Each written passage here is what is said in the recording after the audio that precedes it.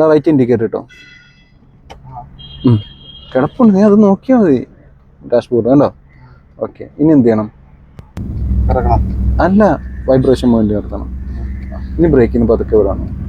ഇപ്പോൾ വണ്ടി ബാക്കിലേക്ക് ഇറങ്ങുന്നുണ്ടോ? ഇല്ല. അത് പതുക്കെ ക്ലച്ച് നിന്ന് നനക്കി കൊടുത്ത് പതുക്കെ, വളരെ പതുക്കെ. രണ്ട് സൈഡ് നോക്കി, ബ്രേക്ക് മാത്രം ചവിട്ട്.